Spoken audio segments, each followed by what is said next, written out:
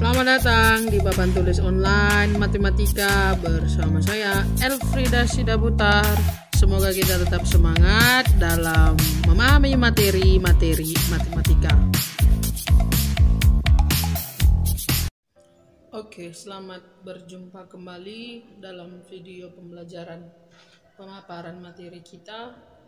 Ini bagian terakhir dari bab ini ya, yang berjudul penurunan rumus tangen untuk jumlah dan selisih dua sudut. Ini materi untuk kelas 11 MIPA ya, kelas 11 MIPA. Jadi di bab ini kita belajar tentang rumus sinus, kosinus untuk jumlah dan selisih dua sudut.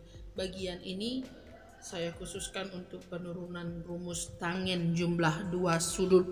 Tangen jumlah dua sudut. Jadi kamu perhatikan baik-baik. Langsung saja tanpa berlama-lama kita mulai. Ya, kita mulai. Jadi yang pertama, karena ada dua bagian yaitu jumlah dua sudut dan selisih dua sudut. Yang pertama kita temukan dulu untuk tangen jumlah dua sudut. Ya, untuk menemukannya ya, yang pertama kamu ingat dulu rumus identitas kebalikan trigonometri. Ya, ada beberapa, tapi yang kita pakai di sini adalah yang tangen alfa sama dengan sin alfa per cos alfa. Ya, kenapa kita pakai ini? Ya karena kita tadi kan mau menemukan rumus tangen ya, tangen jumlah dua sudut. Maka yang tangen lah yang kita perlukan di sini dalam rumus identitas kebalikan trigonometri. Nah, selanjutnya rumus itu kita apai? Kita ganti alfa. Kita ganti alfa yang merah itu menjadi alfa tambah beta ya. Jadi setiap alfa di rumus kotak merah ini kita ganti menjadi alfa tambah beta di ruas kiri dan di ruas kanannya. Boleh kita ganti asal kedua ruas kita perlakukan hal yang sama. Maka rumus yang di atas menjadi seperti ini. Ya, tangen alfa tambah beta sama dengan sin alfa tambah beta per cos alfa tambah cos beta. Nah, selanjutnya kita apai ya, saya tulis dulu kembali di halaman yang baru. Tangen alfa dan tambah beta sama dengan sin alfa tambah beta per cos alfa tambah beta. Nah, perhatikan ini yang di atas atau pembilang sin alfa tambah beta itu sudah kita dapat rumusnya pada video pertama, dan penyebut cos alfa tambah beta sudah kita dapat juga rumusnya di video kedua ya. Ingat kembali ya, atau masih segar lah di ingatan kita ya, di ingatan kita masih segar ingatan kita masalah sin alfa tambah beta dan cos alfa tambah beta. Maka pembilang dan penyebutnya ganti dengan rumus yang sudah kita dapat terdahulu ya. Jadinya seperti itu ya. Yang di atas sin alfa cos beta tambah cos alfa sin beta. Yang di bawah menjadi cos alfa cos beta kurang sin alfa sin beta ya. Itu kamu dapat dari video pertama dan video kedua.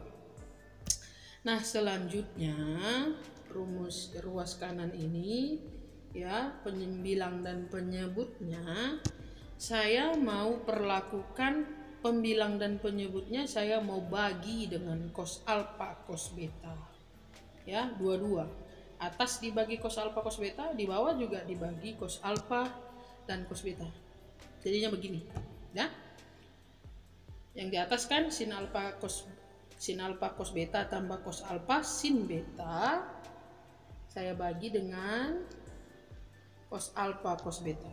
Yang di bawah ya kan, yang di bawah cos alfa cos beta kurang sin alfa sin beta, saya bagi juga dengan cos alfa cos beta.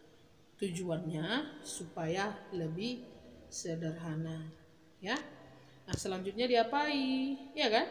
Selanjutnya ya, penambahan yang itu ya, yang pembilang saya bagi dua ya kan, karena penjumlahan mereka ya. Saya rubah sedikit aljabarnya tapi bernilai sama ya kan, menjadi sin alfa cos beta per cos alfa cos beta tambah sin cos alfa sin beta per cos alfa cos beta. Yang di bawah juga saya perlakukan sama karena kan dikurang, ya kan, di bawahnya cos alfa cos beta per cos alfa cos beta kurang sin alfa sin beta per cos alfa cos beta. Nah, setelah itu coba kita perhatikan, adakah yang bisa kita matikan atau kita habiskan dari pembagian-bagian atas dan bagian bawahnya? Ternyata kalau kita bilang ada ya. Ada ya. Dari yang di depan ini dulu, ini sin alfa cos beta kali cos alfa cos beta. Kayaknya cos betanya bisa kita matikan ya. Coba kita coret. Itu kita matikan dengan ini. Nah, di sampingnya mana yang bisa kita matikan? Cos alfa, cos beta, cos alfa ya. Nah, yang lain. Nah, di bagian ini ya, di bagian penyebutnya ada cos alfa cos beta, itu sama dengan yang di bawahnya, berarti bisa mati ya. Ini bisa habis ya, habis sama dengan kalau cos alfa cos beta dibagi cos alfa cos beta sama dengan 1 ya, itu yang bisa mati atau habis dibagi ya. Nah, selanjutnya bagaimana? Kita kembali ke kita menuju ke halaman baru ini tadi ya. Ada yang mati. Berarti apa yang tinggal dari proses pencoretan atau pembagian ini? Itu ya. Di atas sebelah kiri tinggal sin alfa per cos alfa ditambah sin beta per cos beta. Di bawah sebelah kiri ya, karena habis dibagi 1 dikurang sin alfa per sin beta ya, sin alfa per sin beta, sin alfa kali sin beta dibagi cos alfa cos beta. Di sini nggak ada yang bisa dimatikan antara atas dan bawah ya, nggak bisa karena nggak ada yang sama, jadi biarkan aja dulu seperti itu. Nah, selanjutnya kita disuruh ngapain ya? Ingat kembali rumus yang identitas kebalikan trigonometri tadi. Tangen alfa itu sama dengan sin per cos alfa. Nah, untuk dengan mengingat rumus ini ada unsur di sini sin per cos. Ya kan, ada unsur sin per cos. Jadi bisa kita ganti menjadi tangen di sana. Yang mana aja itu, yang ini. Sin alfa cos alfa bisa kita ganti menjadi tangen alfa nanti. Lalu yang mana lagi? Lalu yang kedua ya, ini sin beta cos beta bisa itu menjadi tangen beta, walaupun nama sudutnya berbeda ya, alfa dan beta, tapi kalau sin per cos itu sama dengan tangen ya. Oke, setelah itu kita ganti. Berarti yang di atas tinggal tangen alfa tambah tangen beta per 1 kali sin alfa per cos alfa kali sin beta per cos beta.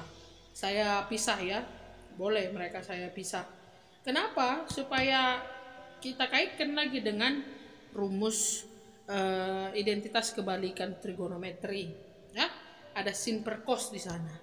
Yang mana lagi yang bisa kita ubah? Ini sin alfa cos alfa dan sin beta cos beta bisa kita ganti menjadi tangen beta.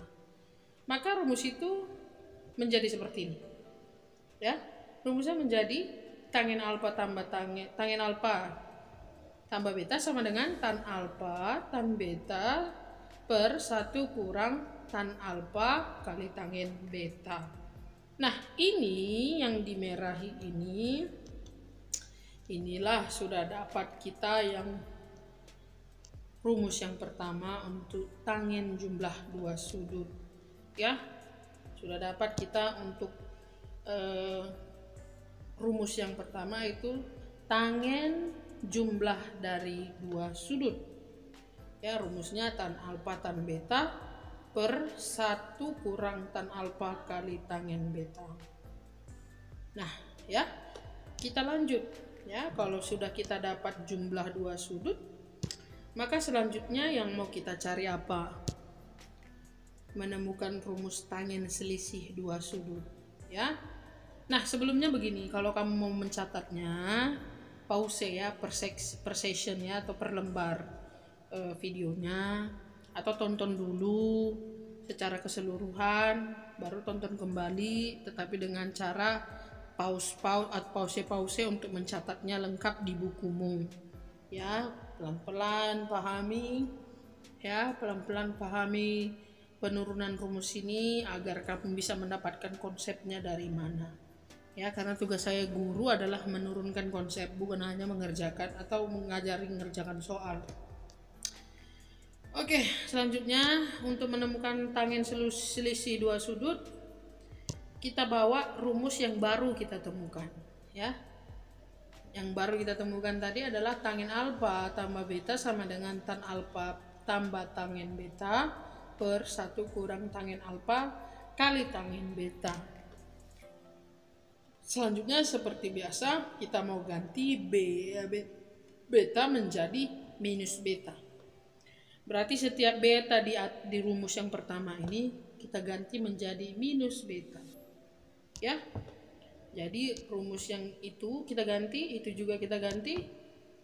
Ini juga kita ganti jadi apa? Jadi minus beta. Maka penampakan rumusnya menjadi seperti ini. Ya kan? Ya kan? Ya, benar. Kenapa di dalam kurungi? Iyalah karena minus ya. Minus itu biasa di dalam kurungi dulu, supaya jangan salah pengertian atau salah konsep. Nah, selanjutnya kita mau otak-atik rumus yang di bawah itu menjadi seperti ini.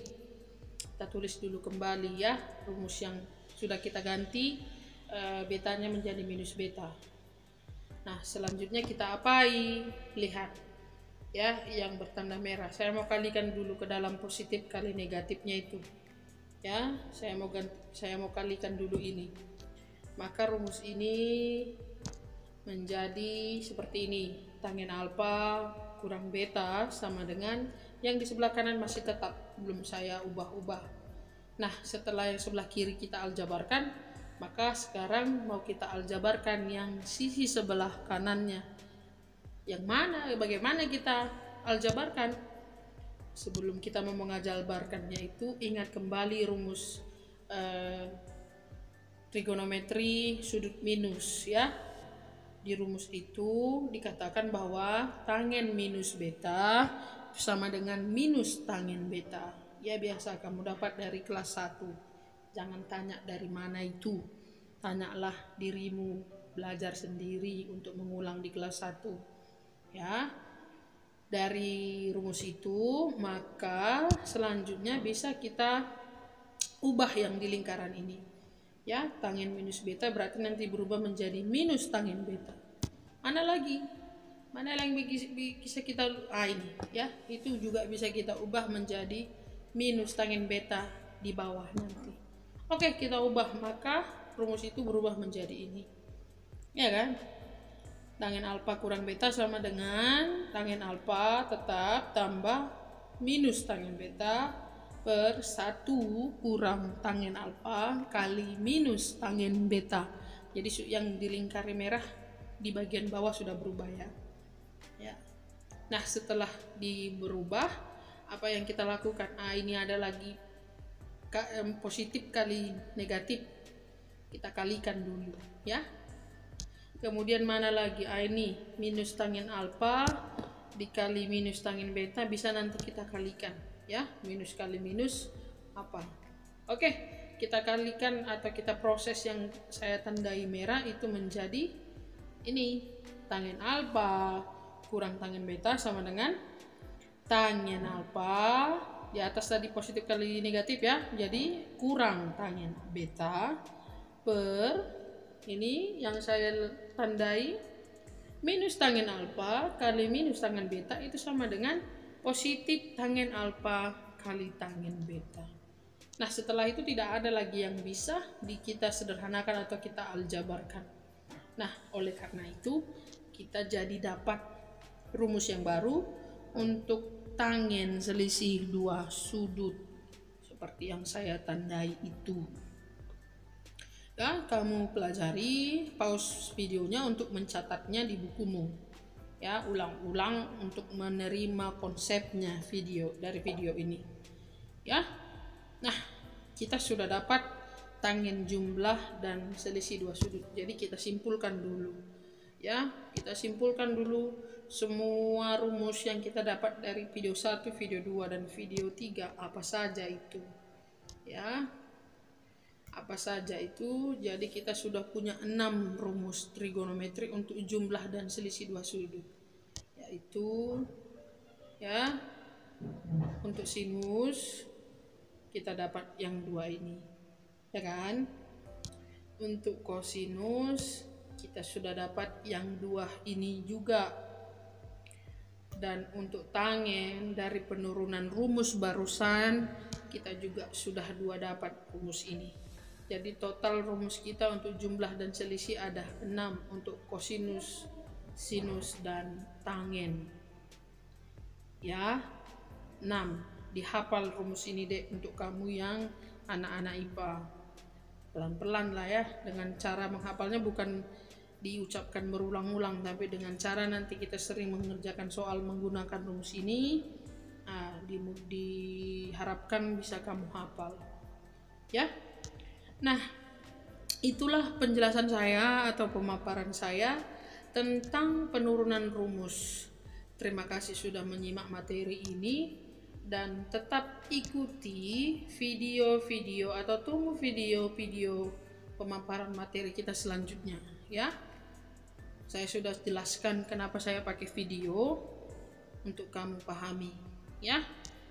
Jadi untuk pemakaian atau untuk menyelesaikan soal pakai tangen jumlah atau selisih dua sudut, saya akan jelaskan di kelas sambil mengingatkan kamu tentang materi saya dari video ini.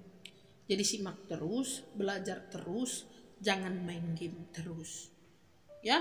Terima kasih sudah menyimak, sampai jumpa untuk video-video selanjutnya. Wassalam.